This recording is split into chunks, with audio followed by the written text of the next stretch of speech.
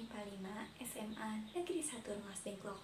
Kali ini saya akan menerangkan materi mengenai bank sentral, sistem pembayaran, dan alat pembayarannya. Yuk langsung aja kita bahas.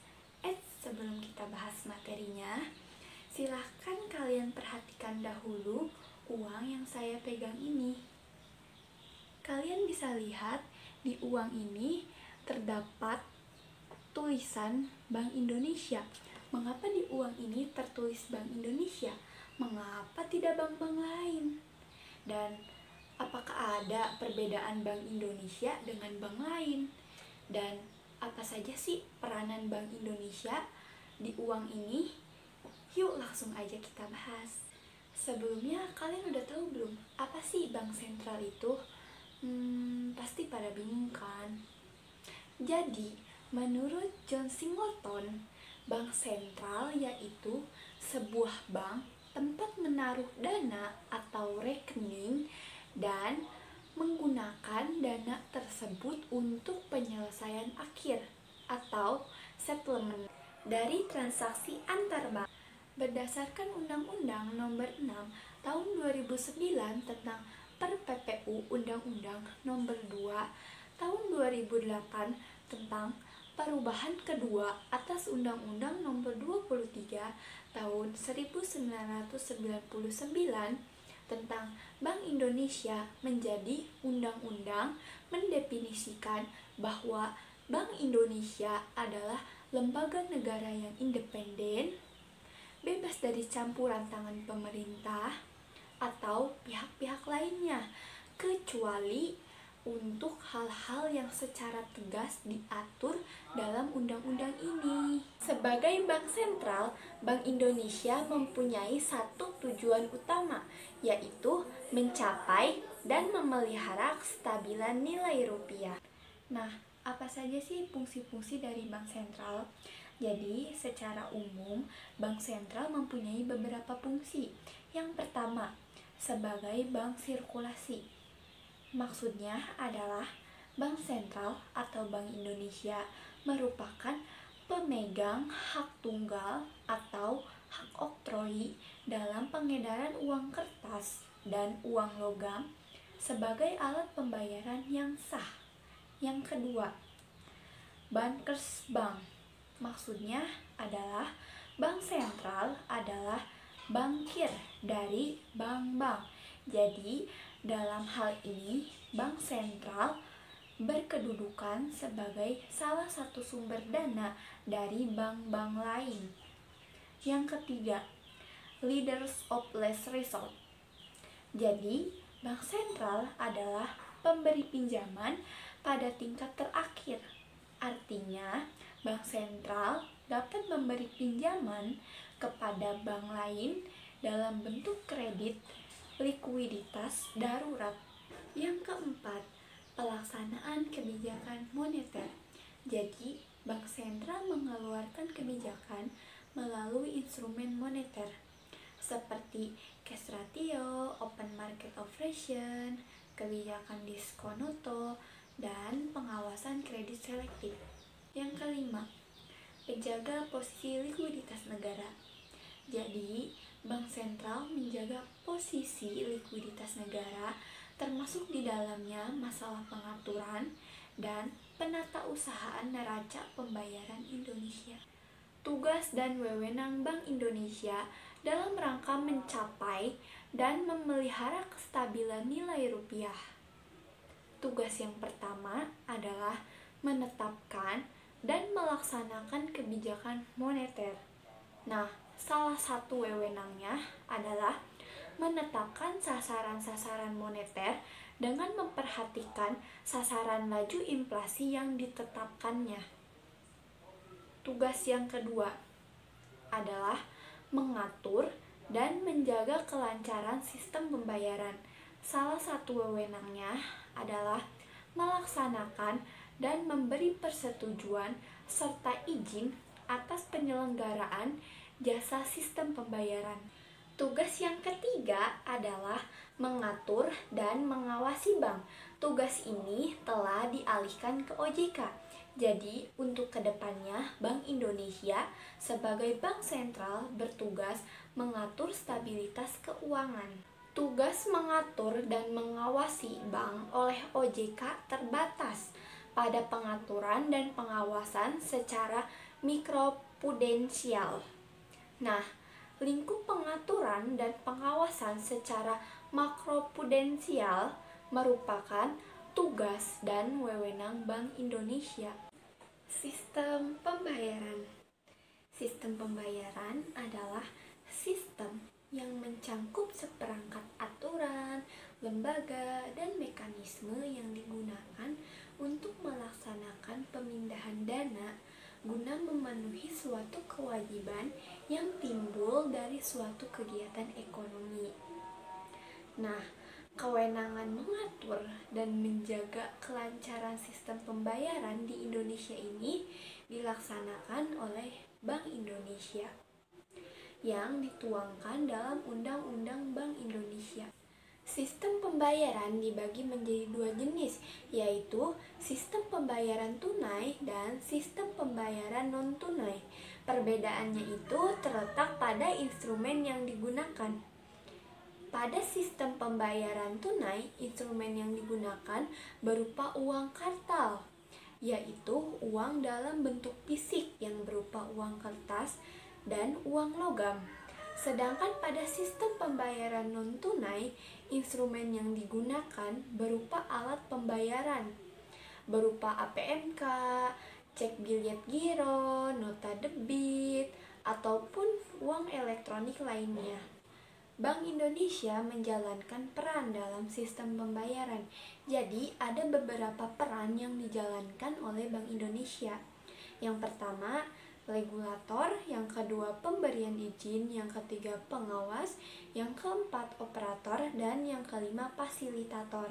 Transaksi pembayaran tunai besar diselenggarakan oleh Bank Indonesia melalui sistem BRTGS atau Biril Gross Settlement dan sistem Kirling. Jadi kita akan bahas satu persatu. Dimulai dari sistem BRTGS atau Biril Time Gross Settlement adalah sistem transfer dana elektronik yang penyelesaiannya setiap transaksinya dilakukan dalam waktu yang seketika. BRTGS berperan penting dalam memproseskan aktivitas transaksi pembayaran, khususnya untuk memproses transaksi pembayaran bernilai besar, yaitu transaksi sebesar 100 juta ke atas yang sifatnya segera atau urgen. Peran Bank Indonesia dalam BIRTGS yaitu yang pertama, Bank Indonesia sebagai pembuat ketentuan atau regulator dalam pengawas atau oversight. Yang kedua, Bank Indonesia sebagai penyelenggara atau operator dalam sistem BIRTGS. Nah, dalam menjalankan peran sebagai penyelenggara atau operator, Bank Indonesia memiliki tanggung jawab. Nah, salah satu tanggung jawabnya adalah menyelenggarakan BIRTGS dengan menerapkan prinsip efisien, cepat, aman, dan andal. Sistem Kirling Nasional Bank Indonesia atau SKNBI adalah sistem transfer dana elektronik yang meliputi sistem Kirling debit dan Kirling kredit, yang penyelesaiannya setiap transaksinya itu dilakukan secara nasional. Sejak dioperasikan oleh Bank Indonesia pada tahun 2005, SKNBI berperan penting dalam memproseskan aktivitas transaksi pembayaran, khususnya untuk memproses transaksi pembayaran yang termasuk Retail Value Payment System atau RTPS, atau transaksi kecil atau retail, yaitu transaksi di bawah 100 juta. Alat pembayaran. Dalam perkembangannya, alat pembayaran mengalami transformasi. Alat pembayaran dibedakan menjadi dua jenis, yaitu alat pembayaran tunai atau uang dan alat pembayaran non-tunai. Uang yaitu alat untuk mempermudah pertukaran atau many ways made to facilitate business transaction yang secara umum dapat diterima dalam bentuk pembelian barang-barang atau jasa-jasa serta untuk pembayaran utang. Adapun menurut Undang-Undang Nomor 7 Tahun 2011 tentang mata uang, uang adalah alat pembayaran yang sah. Syarat-syarat uang, jadi ada beberapa syarat. Yang pertama, disenangi dan dapat diterima secara umum, acceptability. Yang kedua, tahan lama dan tidak mudah rusak, durability. Yang ketiga, nilainya tetap dalam jangka waktu yang lama, stability of value. Yang keempat, mudah disimpan dan mudah dipindahkan atau dibawa di mana-mana tanpa kesulitan, portability. Kelima, mudah dibagi tanpa mengurangi nilai, divisibility. Yang keenam, memiliki satu kualitas saja, uniformity. Yang ketujuh, jumlahnya terbatas dan tidak mudah dipalsukan, scarcity. Fungsi uang. Uang memiliki dua fungsi, yaitu fungsi asli dan fungsi turunan. Nah, saya akan jelaskan satu persatu dimulai dari fungsi asli. Fungsi asli, salah satunya adalah uang sebagai alat tukar, medium of exchange. Uang dapat digunakan sebagai alat penukar semua kebutuhan manusia berupa barang dan jasa, sehingga dapat mempermudahkan orang untuk melakukan pertukaran. Fungsi turunan. Fungsi turunan salah satunya adalah uang sebagai alat pembayaran dapat digunakan untuk membayar kebutuhan manusia, misalnya untuk membayar pajak dan SPP. Jenis-jenis uang. Jenis uang berdasarkan lembaga yang menerbitkannya terdiri dari uang kartal dan uang giral. Baik, kita jelaskan satu persatu, dimulai dari uang kartal. Uang kartal adalah uang yang beredar sehari-hari sebagai alat pembayaran yang sah dan wajib diterima oleh masyarakat. Uang kartal terdiri dari uang logam dan uang kertas. Uang giral. Uang giral merupakan tagihan yang ada di bank umum, demand deposit, yang dapat digunakan sewaktu-waktu sebagai alat pembayaran. Uang giral dapat berupa cek, giro, atau telegraphic transfer. Jenis-jenis uang berdasarkan nilainya dibedakan menjadi dua. Yang pertama adalah full weight money atau bernilai penuh. Maksudnya adalah uang yang nilai intrinsiknya sama dengan nilai nominalnya. Misalnya, uang logam yang terbuat dari emas, maka nilai emas tersebut sama dengan nilai nominal dari uang tersebut. Yang kedua, representative full weight money atau tidak bernilai penuh. Nah, uang jenis ini memiliki nilai intrinsik lebih kecil dari nilai nominalnya. Uang jenis ini sering disebut sebagai uang bertanda atau token money. Contohnya adalah uang yang terbuat dari kertas. Nah, nilai nominal adalah nilai yang tertulis pada uang tersebut. Sedangkan nilai intrinsik adalah nilai atau harga dari bahan yang digunakan untuk membuat uang tersebut. Pengelolaan uang rupiah oleh Bank Indonesia. Pengelolaan uang rupiah adalah suatu kegiatan yang mencakup perencanaan, pencetakan, pengeluaran, pengedaran, pencabutan, dan penarikan, serta pemusnahan uang rupiah yang dilakukan secara efektif, efisien, transparan, dan akuntabel. Tahapan pengelolaan uang rupiah yang dilakukan oleh Bank Indonesia.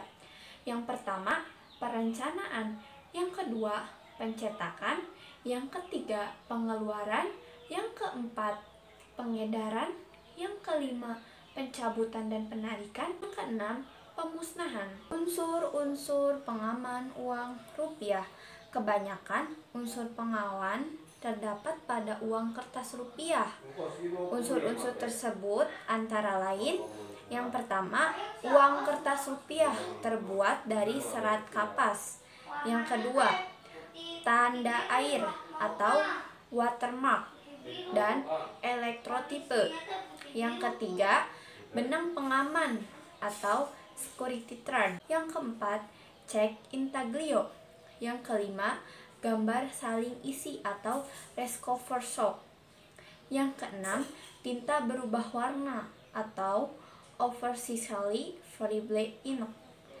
Yang ketujuh, tulisan microtext. Yang kedelapan, cetakan tidak kasat mata atau invisible ink.